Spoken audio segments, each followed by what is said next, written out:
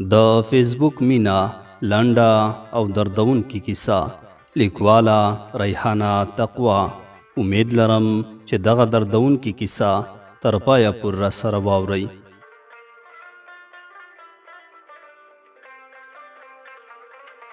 د ماخستن لمونځ یې وکړ، د خپل د خوب ځای ته لاړه، موبایل یې راواخیسته او کمبله یې په ځان راکش کړه.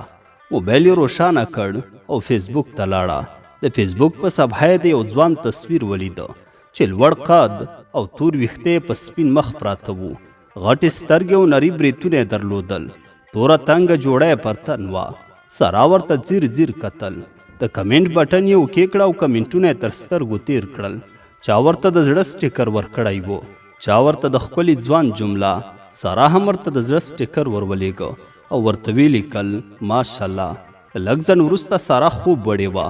سهار چې له خوبه پاڅېده، موبایل یې راواخیسته، په داسې حال کې چې سترګې یې موښلې. انټرنیټ یې روښانه کړ. پرله پسې د موبایل په شیشه د ځوان میسجونه راغلل چې مسنجر ته لاړه ګوري چې لیکلي وو سلام څنګه یې، هیله لرم چې روغ جوړ به یې، له کمنټ نه دې ډېره مننه کوم. سارا ورته وعلیکم سلام ولیکل. ویې کتل چې د هغه د مسنجر شین غمی روښانه وو. دا له ځان سره مسکی شوه. هلک ولیکل نوم دې څه او د کوم ځای یې؟ هیله لرم چې ځان راته معرفي کړي.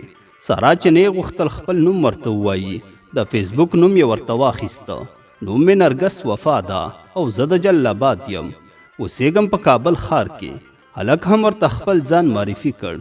هلک په کابل کې بګرامیو کې اوسېده. سارا چې د یو پښتني کورنۍ لور وه، په 11 ټولګي کې وه. په سطر کې ډېر کلک خلک وو. د پلار یې د خطوب نوم غږېده، خو خپلې لورګانې له تعلیم نه منع کولې. هغوی ته مور او پلار دا اجازه ورکړې وه چې خپلې لورګانې او زامن یې پوره تعلیم وکړي او راتلونکی روښانه شي. اوس د سارا او د هلک د یو بل ښه پېژندګلوي شوې وه. واحد له سارا او سارا له واحد سره ډېره مینه درلوده. یوه ورځ ورته سارا زنګ وکړ، واحده ته چیرې یې؟ غواړم چې در سره ووینم. زه په ښار کې د خپل مکتب تر څنګ ولاړه یم. واحد ورته وویل نه ګرانې، زه اوس په خپل شرکت کې یم.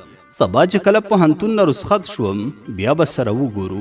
سارا ورته وویل سمه ده، زه به ستا په تمه یم. د یو بل شمېره یې د جان په نوم ثبت کړې وه.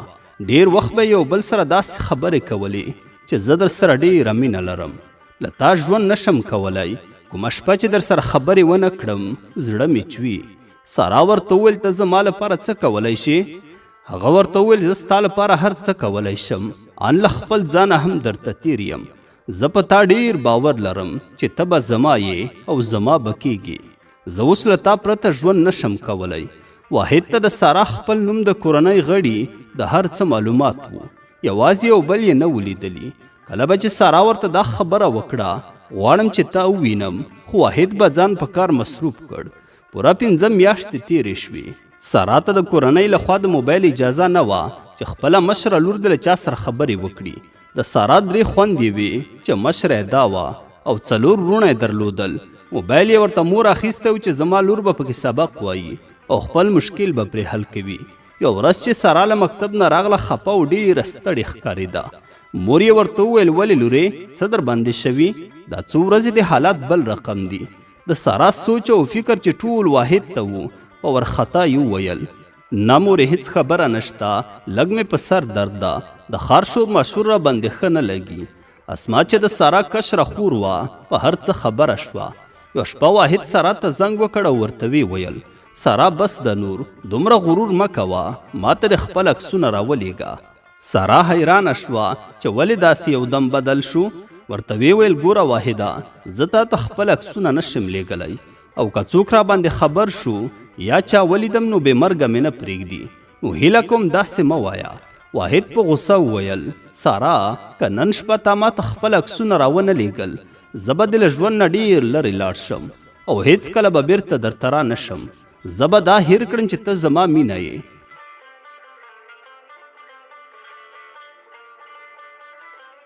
سارا چې دا خبرې واورېدې له سترګو یې اوښکې تویې شوې او په ژړغوني غږ یې وویل ګوره واحده، ما دې ته مه مجبوره کوه، داسې مه کوه، زه بې له تا ژوند نشم کولی. راځه سبا ته به سره ووینو. واحد ورته وویل نه داسې نه منم، که ما غواړې او زما سره رښتیا مینه لرې نو خپل عکسونه دې راولېږه. سارا په داسې حال کې چې له سترګو یې اوښکې روانې وې خپل عکسونه یې په وټساپ کې ورته ولیږل. ټول بدن یې رپېده. له یوې خوا د کورنۍ د ډار په اندېښنه کې وه او له بل خوا یې واحد له لاسه ورکاوه. رنګارنګ خبرې ذهن ته راتلې. زه په واحد څنګه باور وکړم؟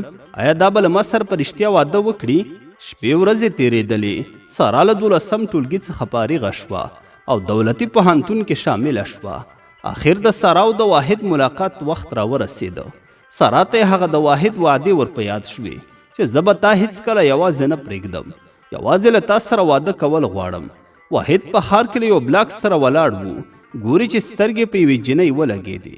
جنۍ په داسې انداز کې چې تور حجاب یې کړی و. په قد برابره وه او د واحد خواته را روانه وه. له رنګه غنم رنګه وه. واحد چې ورته ځیر ځیر کتل، جنۍ ورته وویل سلام واحده، زه یم سارا. ولې ودې نه پېژندم؟ هغه په ورخطا وویل ښه ته سارا یې، راځه چې یو هوټل ته لاړ شو او هلته به خبرې وکړو. همداسې یې وکړل. هوټل ته یې د 2 نفرو خوراک وویل او سارا لوس مخ ناسته وه. نری شونډې ګلابي وې. سارا وویل خبرې وکړه که نه، ولې داسې غلی ناست یې؟ مور او پلار دې موږ کره راولېږه چې ما تا ته وغواړي. زه له تا نه بغیر ژوند نشم کولی. واحد چې سترګې ورو ورواړولې او همداسې چوپه خوله یې ورته کتل لکه څه چې په زړه کې وي خو ویلی نه شي. ورو یې وویل ګوره سارا، ته هېڅ اندېښنه مه کوه، هر څه به سم شي. د مازدیګر 4 بجې وې چې سارا خپل کور ته راغله. شپه تېره شوه. سارا د واحد د زنګ په انتظار وه چې کله به ما ته زنګ کوي. آخر یې خپله ورته زنګ وکړ. د هغه له خوا شماره قطع شوله. د سارا زړه په درزا شو چې څه خبره ده، ولې زنګ نه پورته کوي؟ آخر یې نمبر بیخي بند شو. د سارا زړه ته رنګارنګ خبرې راتلې. شاید ما سره دوکه کړې وي یا به زه خوښه شوې نه یم. دا به چیرته وي؟ ولې موبایل بند ده؟ پوره 10 ورځې تېرې شوې چې د واحد درک معلوم نه شو. سارا ورځ په ورځ خرابېده او له ځان سره به پټ پټ ژړل. موبایل نه زړه تور شو، په خپل بکس کې کېښوده. هر چیرته به چې ناسته وه په فکر کې به واحد و او د هغه په خیال کې به ډوبه وه. یوه شپه چې ورور کور ته راغی ډېر په قهر او په غوسه و. منډه د سارا کوټې ته واخیسته. مور خور یې ور منډه کړل. ګوري چې سارا یې په ستوني کې نیولې ده او همدا وایي تا موږ وشرمولو، موږ د چاته د سترګو د کتو پرې نه ښودو. نن له ملګرو سره ناستم، فیسبوک مې کاته، ګورم چې ستا عکسونه مې د فیسبوک په صفحه ولیدل. ژوندی دې نه پرېږدم. مور او خور یې ورته چیغې وهلې. له غوسې سور او شین تاوېده. مور یې چې د لور مخ ته څپېړې نیولې وې او ورته یې وویل دا دې څه وکړل؟ دا دې څه وکړل؟ زوی یې پرې رامنډه کړل. له ویښتونه یې ونیول او له کوټې نه یې د باندې راوویستله. پلار یې راغی، ټول کور خبر شو. شین اسمان له ستورو ډک و. شاوخوا د کورونو خلک په ننداره وو. سارا د خپل غلط کار او د خپلې ناپوهۍ لپاره یې خپل ویښتان شکول او چیغې وهلې. همدا یې ویل ما ته مرګ په کار ده، ټوله غلطي زما ده.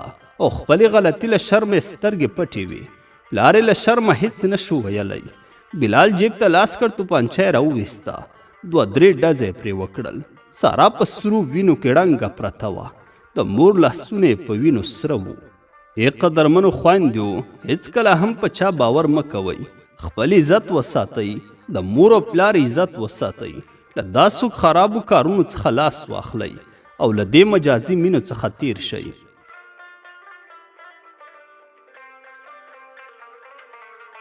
لالیه دومره ظلم مکړه، لالیه دومره ظلم مکړه، کله ناکله مې د ژوند اخله حالونه. لالیه دومره ظلم بس دی، لالیه دومره ظلم بس دی. 3 کاله کېږي د شپې نه راځي خوبونه.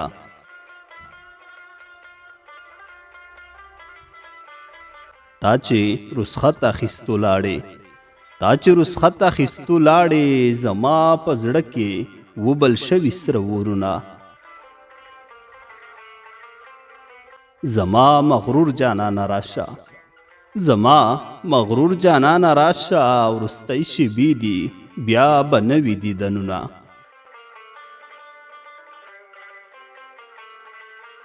د جدایۍ آخر ماښامه، د جدایۍ آخر ماښامه، پتا کې وران شول د ټول عمر ارمانونه.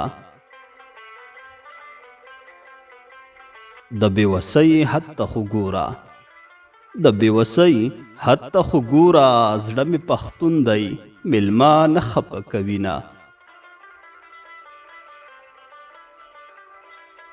پرون خندا نن مې ژړا کړه، پرون خندا نن مې ژړا کړه، ستا په ځوانۍ چې اجل تا وکړل لاسونه. ښکلی بشر دې رانه هیر شو، ښکلی بشر دې رانه هیر شو، د جدایۍ ترمنځ مو ډیر تیر شول کلونه. دلته مې سخته بېوسي ده، دلته مې سخته بېوسي ده، هلته لالی رانه د بل غېږې ته ځینه. په نیمه شپه مې چې رایاد شي، په نیمه شپه مې چې رایاد شي، هم په ژړا شم هم دعا درته کومه. د زړګي زور مې پاتې نه دی، د زړګي زور مې پاتې نه دی، یاره کیسې دې لنډوه ستړې دې کړمه. په مینه سور هندو خپلیږي، په مینه سور هندو خپلیږي، زه مسلمان لالي ته فکر وړې یمه.